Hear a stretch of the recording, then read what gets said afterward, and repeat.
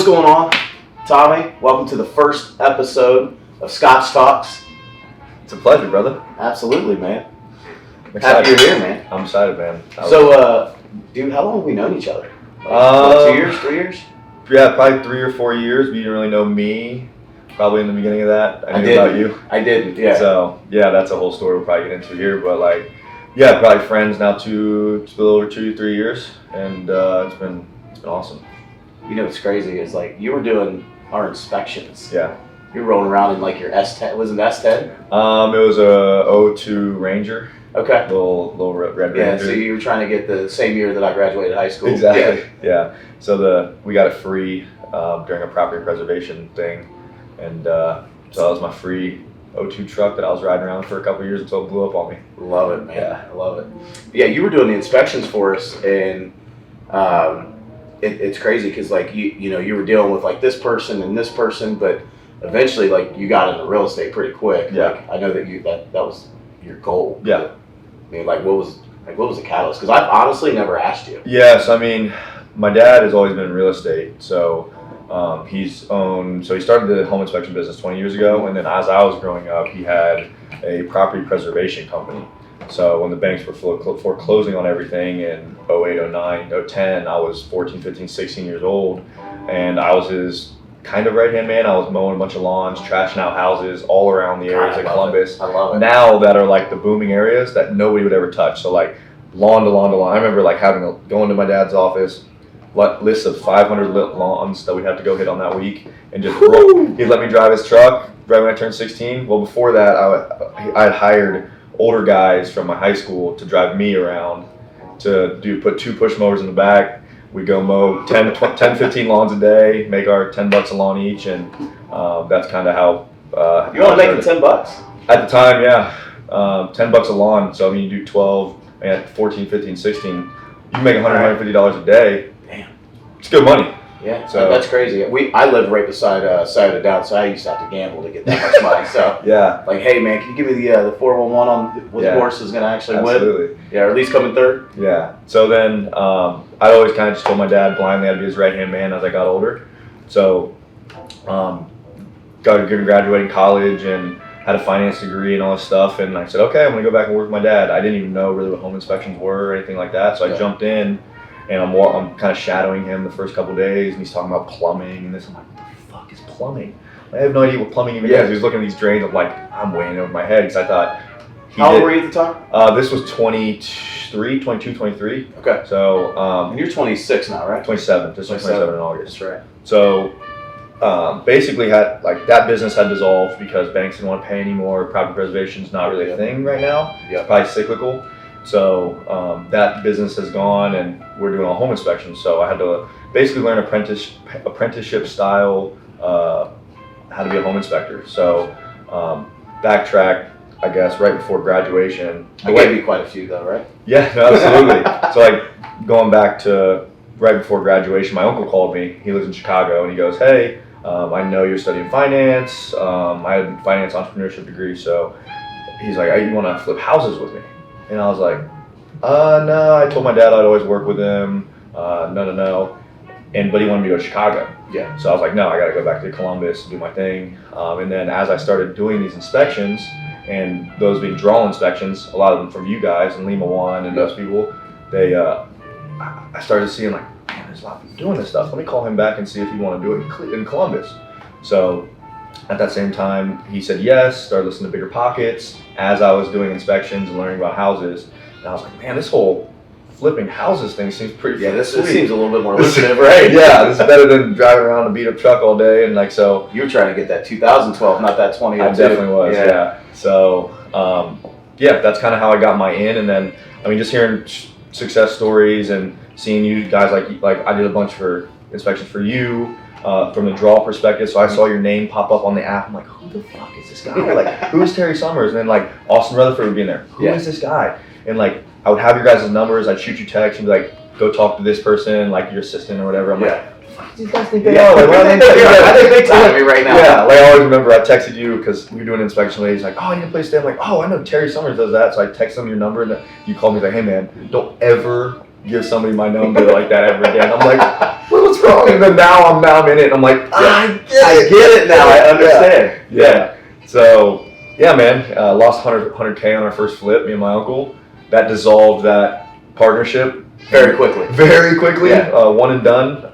And then kind of just went off to the races there. It's awesome, man. So one of the things I like going back to that, man, like if there's any like people that are newbies or trying to get your start in business, real estate, whatever it is, like especially when you're not well known in a city or whatever, like you kind of have to earn your stripes to a certain degree. You know, you don't just go from here to there and take the elevator. Like you got to stair step your way into things. Like, you know, I consider you, you know, a phenomenal friend of mine at this point, you know, and we're talking about 3 years ago, you thought I was big time in it, you know, but you're just one of those dudes that's earned your stripes, for sure. You know, and you've went through the shit, you've sacrificed, you've suffered, you've been through all aspects of it. You know, you're cutting lawns and all that stuff, and now you're like, okay, this is the way. So you got to a certain point, man, where you're like, man, this is the way. Even though you lost 100K on this first flip, so like, where do you go from there? You're like, man, these guys lying about this stuff, or like. Yes, I mean, like driving around all day doing inspections. So I mean, at the same time, I'm trying to build my dad's home inspection business, which I have no ownership of even to this day.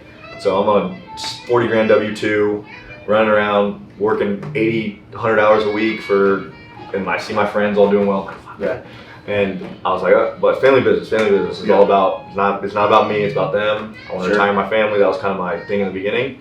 So I didn't know what that looked like. I almost still don't know what that looks like, but just kind of trying to build business. It was fun, just kind of learning, trial and error. How do you get business? How do you do sales? How do you really kind of get people to trust you? So over that time, I mean, just learning that inspection stuff really was a niche that was unhid. So that's kind of how I morphed into the investing stuff, was bringing that. You were doing all the inspections too. I remember you were doing all the inspections for everybody.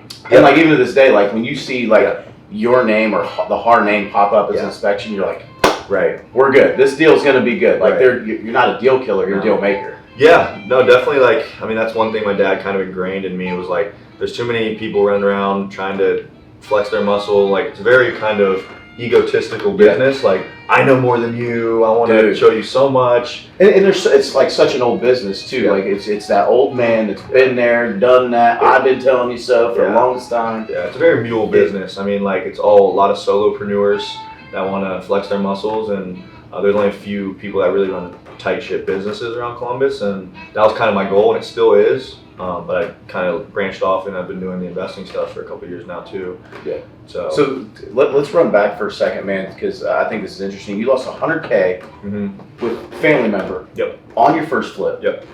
And then you're like how do you transition into that? Like I've lost a lot of money in businesses before. Lost a lot of money on real estate deals. You know, one that comes to mind. I had a brewery back in what was this? I remember the story.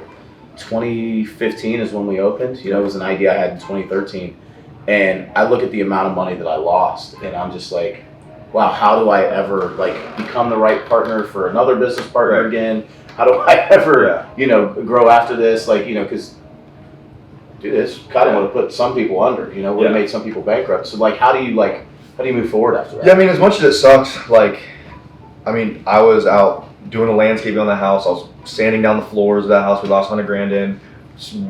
Staying in a house that had no warm water in the winter times, and like I thought that was what I needed to do. So it was like, had one guy that was doing all the construction. So I mean, it taught me. I mean, I forget who said the quote. It's like, one big failure. It's not a failure. It's a lesson learned. So like, how do you learn from that and move on? So it's like, man, I know what I'm doing and what my thought processes are right. And I've heard so many success stories, like, there's no way I'm letting that happen to me. So like, if I quit, that's just what it is, failure. So I'm not letting that happen. And I'm gonna, at that point, towards the end, before it sold, we had our last REO come across that we were doing trash outs on. My buddy that was living with me in the Bexley house, I lived in that house as I flipped it, by the way. Room to room. You know I love that. I love that shit. Room to room in a whole dusty house. We closed our doors. Did you ever get nosebleeds? No, not quite. I used to get nosebleeds living in my flips. Crazy. Especially the ones that were old plaster and you're trying to grind brick down. And you got like, you know, the plastic in certain rooms. Looks like Kevin McAllister's Home Alone 2 New York house. So you asked my buddy Mike, if Mike's ever watching this, he's my friend from the Netherlands. He came and lived with me for about a year in that house. Had to go from upstairs to downstairs to the baby shower in the basement. No warm water, no curtain. We didn't even think to get a curtain. So we're jumping in that shower water. I know. So we're like washing off real fast. We're like, man, this sucks. And I'm like, yeah, but it'll be worth it for me one day. So then at the end, we did our last REO, and my buddy helped clean it out. And I learned enough about rentals where I was like, Dad, like if this comes, and we knew the agent that they get, like I think it was Third Fed, gave all the listings to. So I was like, Dad, if Jay gets this listing, we should really consider buying it. I mean, like Blacklick Estates, you're great, you're the area you love. Yeah. Shoreline Court, 80 grand came up, paint and carpet rehab. I was like, let's go. For some reason, my parents believed in me, liquidated his 401k that he had, bought the house, and it is our best performing rental to this day. Love it. What are you getting them rent? $1,350. That's solid. $1,350 on a 2-year lease. That's solid on 80 grand. On 80, and 90ish, yeah. And what's crazy is like, people say, oh, it's the market. It's the city you live in. No, like, dude, I'm working with a couple of coaching students right now. One guy's in Orlando, another one's in Phoenix, and these are the hottest markets in the country. Yeah. And they're doing deals in Atlanta, which is one of the other hottest markets in the country. And it's never the market, it's always you, man. Like you can always find deals in any market. Absolutely. Now, does it become a little bit more difficult? You get a little bit more creative, you have to work a little bit harder. Absolutely, but the cream always rises to the top. Agreed. So, as I'm working with these guys, I'm like, man, this is a good deal for you, but when you look at the appreciation, the amount of debt you're paying down, the amount that a hedge fund will actually buy this rental property from you, if worse comes to worse, way more than what it would be in Columbus. Yeah. So that's one of the things I was preaching real estate. It's all relative. Yeah. Like, for instance, if you're in Orlando and you got a property that rents out for $2,000 a month, you might barely hit 1%, but guess what? Your debt pay down is way higher. Yeah, your debt pay down is way higher. You're getting way more appreciation. That's what I see a lot of people just look at cash flow as their first number. It's like kind of what it's taught, I feel like, in rental properties. But like that's one of 4. You gotta have it. You gotta have it, absolutely. But what's cool is like, you're making money 4 or 5 ways over if you hang on. So I think that cash, you always gotta have the cash flow, but dude, it's just not in some of these other markets. You're not gonna have as much. Yeah. But dude, if at any point you want to sell, you sell to a hedge fund. For sure. We just started having hedge funds come to Columbus. Yeah. This is phenomenal. It's a phenomenal thing, right? Yeah. And so we wonder, like, well, how are these guys making all this money wholesale in these other markets? Well, they have buyers. Yeah. We're just now starting to have buyers in our market. So, it's all relative, man. And it's just, you switch up your strategy a little bit here and there, depending on your market, and you make it work, man. Yeah, no, it's awesome. I mean, I completely agree. I mean, I'm definitely a cash flow guy, and I just started now looking into, okay, if I buy this, will be the debt pay down? Like, because before I was dead broke. I'm just now getting out of that dead brokenness. Yeah. That where like everything was about how do I make cash? I take pets because I wanted more cash. Like all that stuff that you went through that too. But yeah, I mean, a lot of people don't know too. Like that rental I talk about, I have no ownership in. Like I bought in over a year. I helped my parents buy 5 rentals that I did all the contracting. That's right. You help them manage those too. And I manage them for free, and I help them buy 5 rentals. You're such a good dude. That probably have like 400, 500 grand equity now. So it's kind of like a thank. I mean, paid for my college and all that stuff. So it's like, who am I to not help out my my people? So that's kind of my thing. I think a lot of people forget about that. I was actually with Tim Brock's last weekend, and we were talking something similar. Money and family. 2 things that probably shouldn't go together, but if you can find the balance and make it work, man, it's such a beautiful thing. It is. And it's, when you're not making money, you have that portion where it's like, oh shit, what do we do with this? But then you have the flip side of it too, where you make too much money, and especially if you come into like sudden wealth syndrome where you've never had anything, then you see, I don't know, it could be 10 grand, 100 grand, whatever the number is, you see that in your bank account, you're like, oh shit. Absolutely. And then greed starts coming into play. So just as long as everyone's level-headed and understands where this could go, and you have expectations, at least I think, still new in the family and business Absolutely. thing, but at least if you have expectations of, hey, this is where it could go wrong, this is where it could go bad, and this is the expectations of what happens as it does go bad, or, hey, once it goes good, these are the expectations of what happens once it does go good. Absolutely. And I just think that sometimes, especially the people that we love and care about the most, we tend to like kind of put off those conversations or not necessarily have those conversations. Absolutely. Yeah, I agree, man. So Yeah, I mean that's kind of like I said earlier. That's my why and my family, and I know that's kind of how you run too. So I mean, it's a beautiful thing. I mean, there's not amount. I mean, I start thinking about okay as I move into my investing career more and kind of moving out of day-to-day inspecting. Like I know I'm gonna look back and miss the fact that I was running around with my dad every day for 3-4 years, seeing him every day, and like basically just like hanging out with your dad every day. So it's like there's not where's that balance? Which is so damn rare. Cool. It's cool as fuck. I sit back, I'm like, man, I want to be doing this. I'm like, but those people aren't gonna be around forever. So how do I sit back and enjoy what I'm doing now, and not think so much about the future all the time? And just to get a little, I guess, a little deep, I feel like our fathers mirror each other a little bit, where they're both people that, they want to work, they want to grind, they want to feel like they're super hard nosed. Yes, wake absolutely, up, first thing you do is work. Yes, go to bed. It's just last night, ingrained. It's the old school culture. Yeah. Whereas, like, I'm kind of on that brink of I'm like at the end of the millennial train. Yeah. But you also understand the value of hard work. Yeah. But also too, our generation also understands the value of how do we figure out how to be more lazy throughout this process, create systems, processes, have other people do lower level activities so we can put ourselves in the highest level position. Yeah. So what are some things that I guess you're doing, man, like I guess to put yourself in a different situation, just to do more higher level activities? Is there anything that you do personally to figure out like, hey, I was doing all this shit and I was rolling around on my O2 truck and you know what? Not that you're above that, but you have to figure out how to actually scale that. I mean, the first thing that I did was, I'm a student of the game. So like I learned investing, and I feel like, okay, investing is my way to change my family tree. Yeah. And then also you realize that you want to get to where you mirror you don't recreate the wheel. So you want to mirror what other people are doing. And that puts me around people like you and Austin and guys that are doing what you want to do. So how do you get around them? So then I offered that niche investor inspection we talked about that nobody else was doing. Which is dope, dude. Yeah, so I sat back and I was like, I wanted to buy a couple wholesale deals when I was starting, and they send over curb offers only, 30 pictures, none of the basement. We got 100-year-old basements, none of the basement, none of the mechanicals, none of the roof, none of the real shit of the house, cosmetic reno, and I'm sitting there like, they know nothing. 10 grand, man, it's yours. Exactly. Just a little paint carpet. Right. And I'm sitting there like, most of these people really don't know anything about a house. Yeah. So how do I use the thing I've learned for 2-3 years now to break into this industry? So I offered that investor inspection for $75. I remember walking up to Austin at the end of one of his meetups. You charge more. We do now. But like at the time I was like, hey, I see you have pretty terrible pictures. I'm assuming it's a contractor or a student that goes and takes them. What if I offer you the same product, 100 to 200 pictures with a one-page report? Like, how does that sound? And Austin kind of pushed me out. He's like, go talk to Mo about it. And then I'll get a call from Austin a week later. He's like, hey, what were we talking about the other day? And then it kind of just took off like wildfire there. So I gave him that, and then people are then using it to leverage the sellers. So you use that as a third party. So you're using them to negotiate.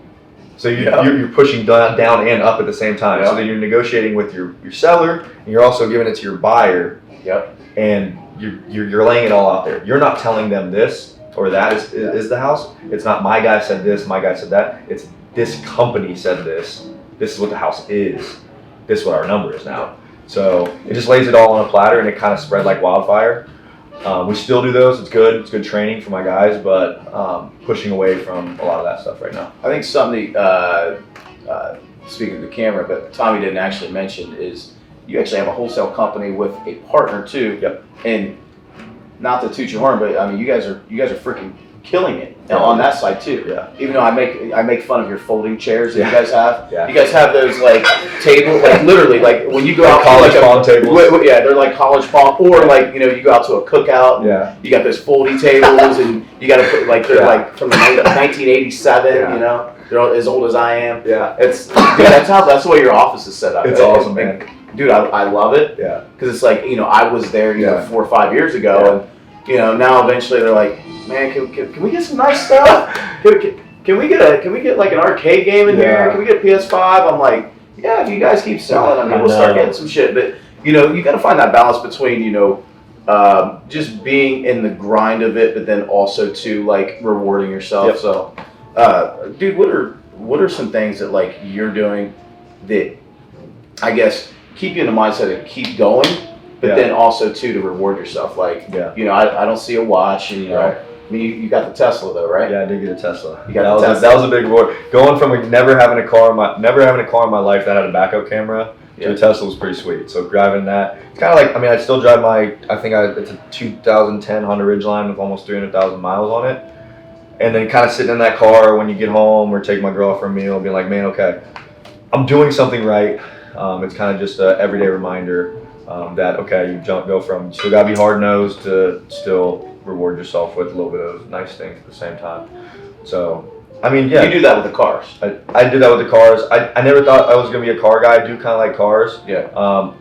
I want to do with just houses, man. Like, I really love, like, buying houses. You just want to be a Monopoly man. I do. So that get you the what is that? The little one-eyed glass. Yeah. So I mean that's kind of why I think we connect so well, because I see how you just operate and kind of just shift around properties and money. It's kind of your niche. So like sitting there and learning in those deep conversations, it's like eye-opening of like, oh shit, this is how people do these things, and this is how you play chess, not checkers, in the real estate space. So that's been a huge game changer in my life. Dude, I mean, in real estate, it really is. It's a giant game of how to move money. Yeah. I mean, it really is. I mean, you know, you have, you know, maybe, you know, private lender over here. You can only get so many bank loans over here, and you got to maneuver to the bank. But then, oh, I've got this lender I got to pay off, and so you just learn how to finagle yourself through like all the hoops, man. And eventually you put some processes and some systems and some Excel spreadsheets. And you know, I used to just run blind out of my bank account. I learned very quickly that absolutely one of the worst things you can do is run your life out of your bank account. You know, you should have a profit and loss statement by the 5th of the month, every single month. You should be looking at your balance sheet every single month. You should be, you know, outfitting your REO spreadsheet every single, dude, we do it weekly. Just because there's so many moving pieces. And, you know, a bank will be like, oh, well, we didn't know about this property. Well, oh shit, I forgot about it. You know, so, you know, we have measures in place to be able to do that now, and people that do that for us. But, you know, eventually you have to get to a space to where you're not just operating out of how much cash is sitting in your account, because it messes with your head, and you're like, oh, I'm broke. You're not really broke. You're not liquid right now. It's coming, but then you got to put measures in place to be able to make sure that you don't get overextended. You know, COVID, for instance, like one thing that definitely taught me was, you know, eventually you get into this thing. You got to eventually diversify into other spaces. Other businesses. I'm huge on putting money in the market, because there's some creative strategies with that, crypto, and not just be just a real estate person. You know. So let me ask you, business-wise, you bring up that. Are you thinking about buying any other businesses anytime soon, or? We're looking into it, man. So, so I look at it as like, hey, like now, like instead of trying to get like, because this is what I used to do. I wanted to be a guy, and I'm like, damn, it'd be cool to own a brewery. Let me try that. Let's see how that goes. Epic fail. It was cool though. It was a lot of fun. We've got that bar in Franklinton. We just locked up under contract. You got that under contract? So I swore I'd never do it again. So we looked at Andy. But I'll think about it. We looked at Andy drunk the other night, or a little bit drunk at our event last night, and he was like, "Hey, I talked to Sean. We're gonna buy a bar," and I'm like, "No, we're not. No, we're not."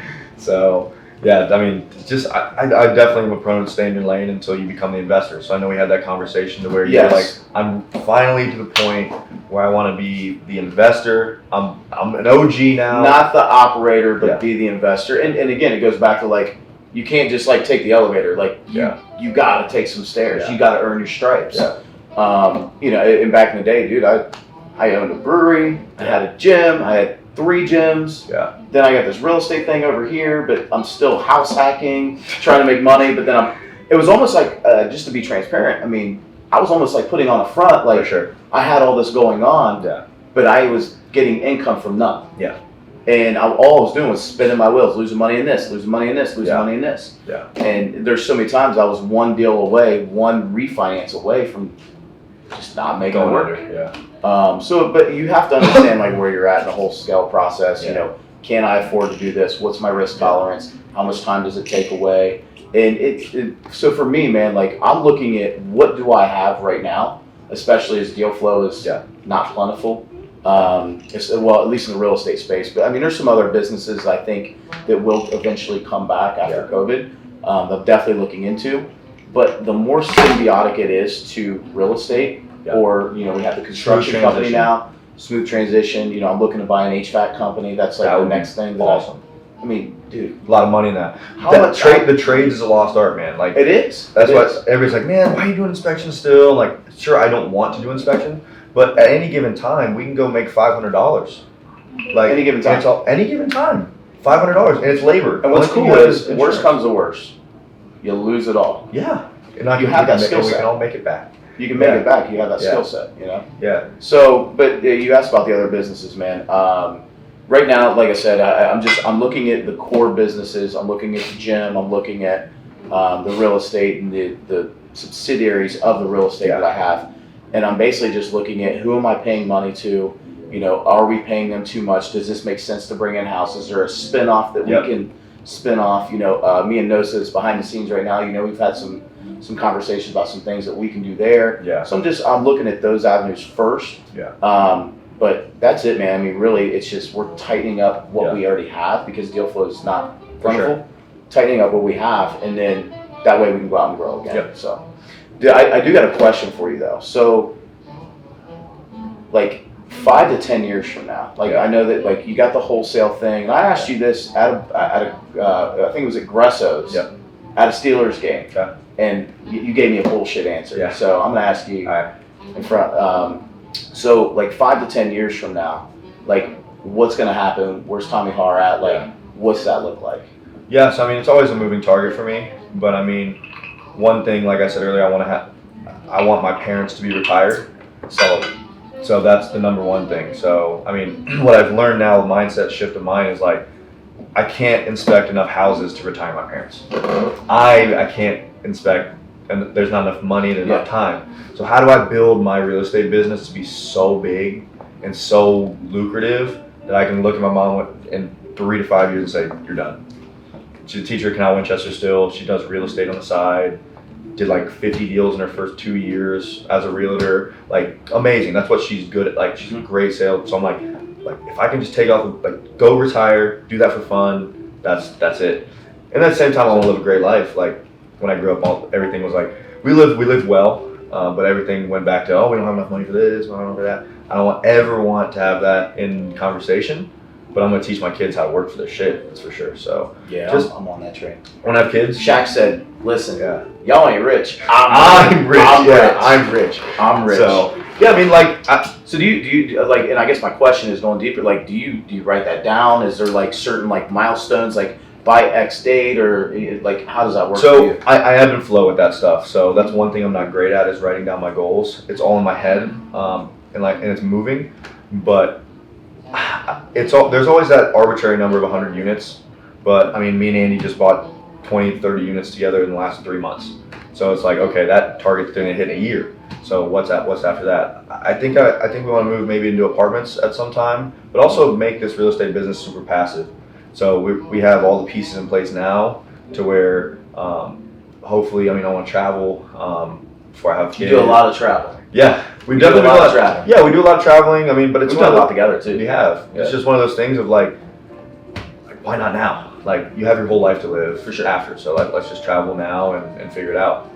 Especially if the real estate business is going well. Absolutely. So what do you mean? Like, what's passive to you? Does passive mean you cut? Because I personally don't ever see you being 100% passive. No. I don't think you have. No, I don't. So like that's the thing. Like I just hired my new guy Nick, and he's doing property management stuff and taking a lot off my plate and a project manager. And like I'm sitting at my desk sometimes like, what do I do? Yeah. Because I'm not gonna go home and sit down and hang out. Like I have to work. Like it's just my dad ingrained me work. So it's like I sit there and I'm like, what do I do? So how do I control that energy to maybe what are my true passions? Because real estate for everybody it's usually means to an end. Mm-hmm. Like I do love real estate, but like you only live one life, so like why box yourself into real estate all the time? So for sure. You got any other business ventures on the mind? I do not have any on the mind, but I'm open to anything. Just being open. If it makes money, it makes sense. It makes money, it makes sense. That's true. Yeah, that's a true statement if I've ever heard it. Yeah, and I really like culture, man. I grew up like Rafa in Costa Rica, and I played soccer in college with 10 other countries, people from other countries. So I love learning about people and kind of I think is fun.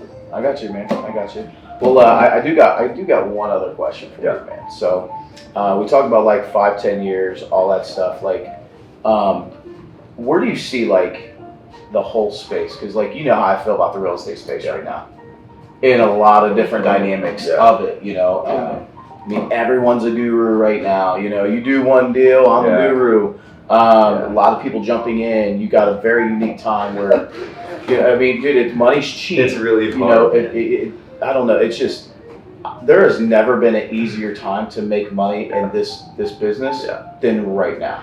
And again, maybe it goes back to everything's all relative because back in 2012, 13, deals were plentiful as you know. So I don't know, like, what's your whole take on everything right now? I mean, like personally, I always have that. Who am I to be the one to say or like teach people things? So like the whole guru thing to me is crazy. Because I mean, I see a lot of people doing that.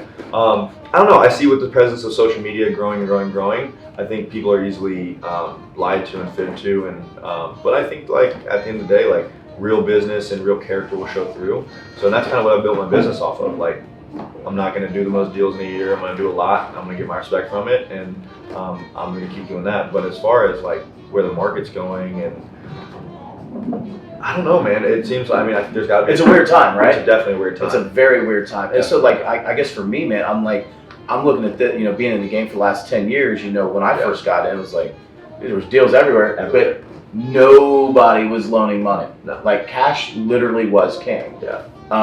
The hard money was barely even a thing. You know, private money, people were like, no, I gotta hold on to every last dollar. Yeah. So it was a little bit more, actually it was a lot more difficult than what it is today. But now it's flipped where there's more deals. There's just, you know. Yeah. It's way more sexy. I mean, you can buy bad deals and make money with the market being the way it is. So I think it's you can buy a bad deal, manage it well, and still make money. Absolutely. No, so hey, he put that out there the other day, and my guys are like, we don't buy bad deals. I'm like, dude, if you manage it really good, if it's a bad deal, you know, you can still scoot out, or you just rent it out and you make your money over time. So then also like right now in the space, like everybody's friends, everybody's making money. So like whenever that turns, we're gonna see who the real hustlers are. We're gonna see the people who have running real businesses, who have a tight ship, and then the people that don't are probably gonna slide to the back. So I think it's gonna be a time of kind of who's trying to fake it till they make it, and who's actually building processes and doing real business in the market. So that's what I truly believe in. Awesome, man. So last question for you, man. I'm putting out a thing on inflation, and those of you guys that are still watching, inflation literally is, I mean, none of us can lie. When you go to the grocery store, whether you're struggling to make it, you know, if you're an investor, you see how bad inflation really is right now. So I guess for somebody like, you know, you've been actually actively buying properties for the last 3 years, like what's your take on this whole inflationary thing? Yeah, I mean, I'm buying every piece of real estate I can almost right now, just because, I mean, as long as it makes sense. I'll even keep a little bit of money in a deal. I don't care about a perfect burr right now. I think that we've not even seen even close to. Dude, I'm so glad you said that. So like, there's so many people. There's so many people that are literally, I need to refinance 100% of my money back out. Dude, it might not happen right now. But you gotta think of it from a standpoint of like, if you go to buy a $100,000 property and you're 85% all in, you can refi your $5,000 all in. Where are you gonna go buy a $100,000 property for $5,000 other than a 3.5% low down loan? Yeah. So it's like you're still ahead. You're way ahead. So it's like people are so hung up, and that's why new investors are like, oh, I gotta get this perfect deal. Like that base hit's gonna, and you preach that all day. Like just roll it, keep buy 5 of them, and then you're good. That equity from one that's a home run is gonna, and your portfolio loan gonna come together, and it's gonna be even. So it's, people want those home runs, but like shit, man, you gotta keep some money in deals. You just gotta get on generate base. More money on wholesale. You just gotta get on base. On base. Wholesale flip, and then at the same time keep those ones and let that money kind of pay your people, and then keep your nest egg, refi, make a little money, and then sit back in 10 years like, man, I'm really happy. That's like I'm really rich. That's what I told Andy. I'm like, no. When I was house hacking, living in my living room, I was like, man, 35-year-old Tommy's gonna thank idiot 23-year-old Tommy that he did that. So I'm like, absolutely, bro. So it's just kind of just use that hard work and hard nose stuff. And it's funny, man, because some of my best memories in this whole business are when I was the poorest, when I was the brokest. I mean, I remember I was with a bunch of my buddies in 868 Obetz Road. You guys can look that up. And dude, it was a complete animal house. You know, I was freshly single, didn't know what to do with my life. I was like, very, very, very low point in my life. But, you know, it was some of the best times because, you know, we're downstairs with a case of beer painting on a Saturday night because I was like, dude, I don't have enough money in my account to be able to go out downtown with you guys because I've got 16 rental properties and 3 are vacant and I don't have any rehab money. So looks like we're doing it ourselves, boys, you know. And, you know, they're paying rent and we had a good, dude, we just had, you know, they love it too. So like when you go back to those friends, like my friend just got engaged last week and he was one of the first friends that helped me just get drunk and paint a house on a weekend at 1 a.m. But at least we're drinking scotch now. Yeah, we're drinking scotch. We're not drinking Natty Light. Jamming to Usher at 1 a.m. Yeah, man. And we're like, and we look at each other like, man, remember that shit? How fun was that? Like that, and that's what it's all about. So like, absolutely, people just don't understand the longevity of this stuff, and I think that's also with business and real estate. Like, if you make it 10 years, you're an OG, like a major OG. No doubt, and I feel like I'm just getting started. Exactly. You know? I feel like I'm just getting but started. You definitely beat the odds. So like, if you're like, just stick to it. As long as you know what you want and go for it, like you're definitely gonna fail. So when people tell me I've never lost money in real estate, I'm like, you're a liar. You're either a liar or you've never done a deal. He's calling out Grant Cardone right now. Grant Cardone, this dude is calling you out saying that you have lost money on a deal. If you've never lost money in a real estate deal, you're the luckiest man alive, or you just don't do deals. So like, that's just the way I look at it.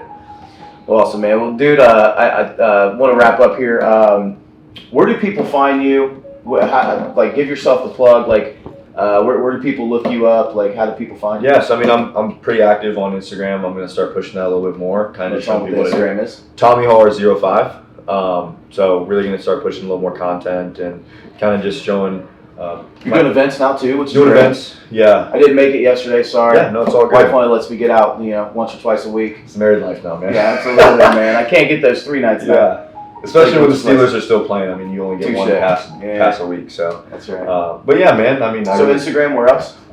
Pretty much Instagram right now. I mean, if you're my friend, Facebook me. I don't have really a YouTube yet, but really kind of down the line, I want to teach blue collar people, whether you're a plumber, home inspector, electrician, how to change your mindset a little bit to then be the one that's buying the houses and just be the boss, man. I mean, I think that's an easy tweak, and there's a lot of people out there that want that and need that.